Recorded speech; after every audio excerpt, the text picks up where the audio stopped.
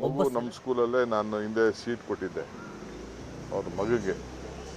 ನಮ್ಮ ಸ್ಕೂಲಲ್ಲೇ ಓದ್ತಾ ಇತ್ತು. ಈಗೇನೋ ಮಗುನ ಬಿಡಿಸ್ಬಿಟ್ಟು ಬೇರೆ ಸ್ಕೂಲ್ ಸೇರಿಸಿದಾರಂತೆ. ಈಗ ವಾಪಸ್ ತಿರ್ಗಾ ನಮ್ಮ ಸ್ಕೂಲೇ ಸೇರಿಸ್ಬೇಕು. ಇನ್ನು 14-15 ವರ್ಷ ಅಂತೆ ವಾಪಸ್ಸು ನಮ್ಮ ಸ್ಕೂಲ್ಗೆ ಸೇರಿಸ್ಬೇಕು ಅಂತ. ನಮ್ಮಲ್ಲಿ ಸೀಟ್ ಏನೋ ಕೇಳಿದ್ದಾರೆ. ನಮ್ಮ ಪ್ರಿನ್ಸಿಪಾಲ್ ಏನೋ ಒಪ್ಪಿಲ್ಲ ಅಂತ ಕಾಣ್ತದೆ.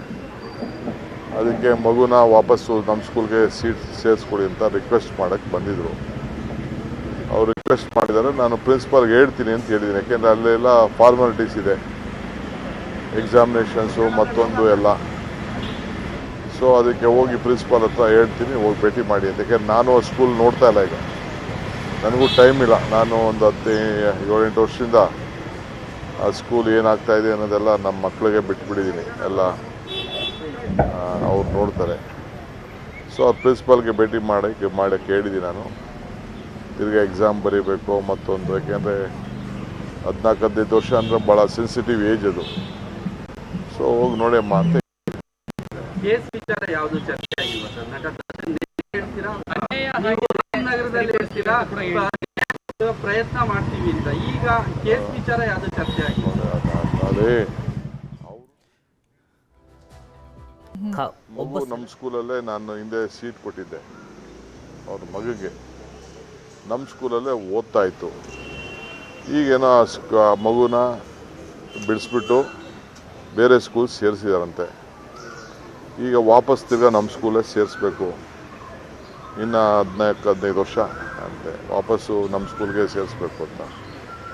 ನಮ್ಮಲ್ಲಿ ಸೀಟ್ ಏನೋ ಕೇಳಿದ್ದಾರೆ. ನಮ್ಮ ಪ್ರಿನ್ಸಿಪಾಲ್ ಏನೋ ಒಪ್ಪಿಲ್ಲ ಅಂತ ಕಾಣ್ತದೆ. ಅದಕ್ಕೆ ಮಗುನ ವಾಪಸ್ಸು ನಮ್ಮ ಸ್ಕೂಲ್ಗೆ ಸೀಟ್ ಸೇರಿಸ್ಕೊಡಿ ಅಂತ ರಿಕ್ವೆಸ್ಟ್ ಮಾಡೋಕ್ಕೆ ಬಂದಿದ್ದರು. ಅವ್ರು ರಿಕ್ವೆಸ್ಟ್ ಮಾಡಿದ್ದಾರೆ. ನಾನು ಪ್ರಿನ್ಸಿಪಾಲ್ಗೆ ಹೇಳ್ತೀನಿ ಅಂತ ಹೇಳಿದ್ದೀನಿ. ಯಾಕೆಂದರೆ ಅಲ್ಲೆಲ್ಲ ಫಾರ್ಮಾಲಿಟೀಸ್ ಇದೆ, ಎಕ್ಸಾಮಿನೇಷನ್ಸು ಮತ್ತೊಂದು ಎಲ್ಲ.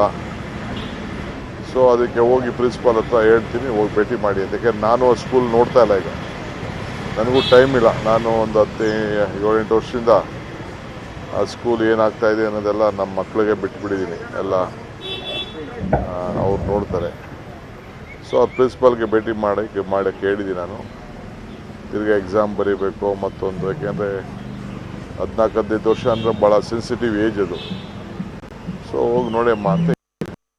ಕೇಸ್ ವಿಚಾರ ಯಾವುದು ಚರ್ಚೆ ಆಗಿಲ್ವಾ ಸರ್? ನಟ ಹೇಳ್ತೀರಾ, ನಗರದಲ್ಲಿ ಹೇಳ್ತೀರಾ ಪ್ರಯತ್ನ ಮಾಡ್ತೀವಿ ಅಂತ. ಈಗ ಕೇಸ್ ವಿಚಾರ ಯಾವುದು ಚರ್ಚೆ ಆಗಿಲ್ಲ. ಅದೇ